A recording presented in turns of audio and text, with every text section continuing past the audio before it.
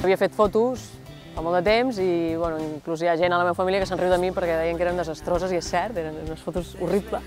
Típica foto de viatge perquè no s'aguanta per enlloc. No m'havia interessat mai a nivell artístic, però fa més o menys uns 2 anys, arrel de tenir una rèflex que em van regalar, llavors em vaig començar a interessar més per aquest tema i per tota la vessant artística de la fotografia.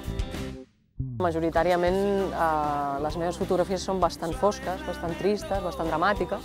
Hi ha una miqueta de tot, també hi ha molta llum i molta alegria, però el que busco és, a vegades m'he dit a mi mateixa que crec que amb la fotografia he trobat una veu que portava molts anys buscant i que no l'havia trobat, perquè sí que sempre m'ha interessat l'art, però jo no he sigut mai d'estre pintant, no he sabut mai de dibuixar, la música se m'ha donat fatal, vull dir que sí que he tocat una miqueta per sobre altres arts i mai havia trobat el què. De vegades hi ha hagut fotografies en les que ho he passat molt malament fent-les, m'he posat en situacions que m'han costat molt. Per exemple, recordo una que estic nua a l'arrel d'un arbre corcada, amb la terra molla, plena de bitxos, a mi els bitxos em fan molta por, a més la vaig fer sola completament. Va ser tècnicament molt complicada i físicament molt exigent i psicològicament també, perquè qui més qui menys té les seves pors, no? Jo també tinc les meves. Però és com una mena de catarsi, no? Intentes com superar les teves pors. Al final el resultat sempre és alegria. Jo quan faig fotografies, quan porto dies sense fer fotografies ho necessito, perquè és com ja forma part del meu dia a dia i forma part de les meves necessitats. Tinc 2 maneres de treballar. Una és, hi ha una sèrie de fotografies que, pel que sigui en un moment determinat, em ve una idea molt clara de com les vull. Normalment em ve bastant donada, és bastant específica i a vegades és una idea bastant clara però s'acaba de perfilar una miqueta amb el temps.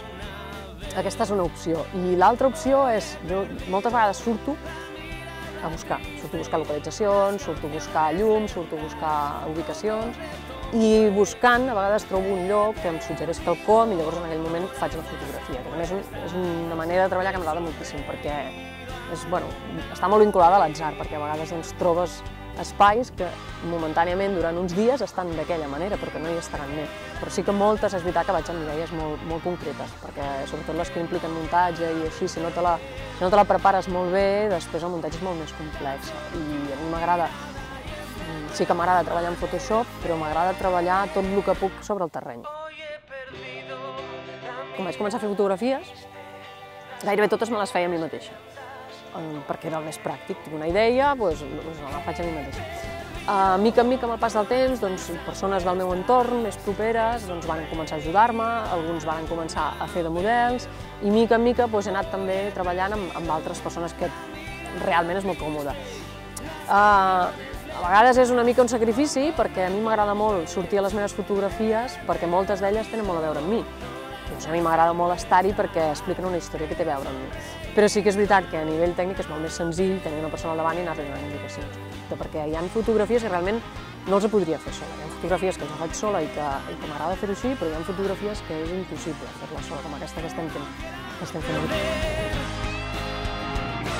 Vaig demanar una beca Agita a l'Ajuntament, me l'han donada, i és un projecte relacionat amb els bombardejos que va patir Figueres durant la Guerra Civil.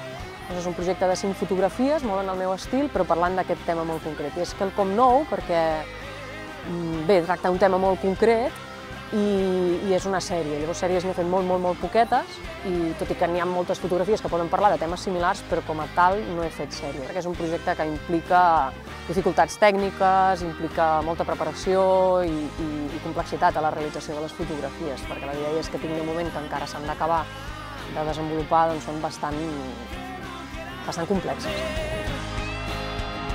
A l'Alt Empordà hi ha moltíssima gent que fa coses molt interessants en tots els aspectes, però crec que l'Alt Empordà, igual que tot el país, independentment de la crisi, està sumit en una mena de ceguesa cultural, és a dir, no valorem la cultura, no la sabem apreciar, no ens ensenyen de petits a entendre-la i a saber que té un valor i té una potència i té un interès dintre de les nostres vides. I crec que això és una mancança que tenim en general com a país i que l'hem de solucionar.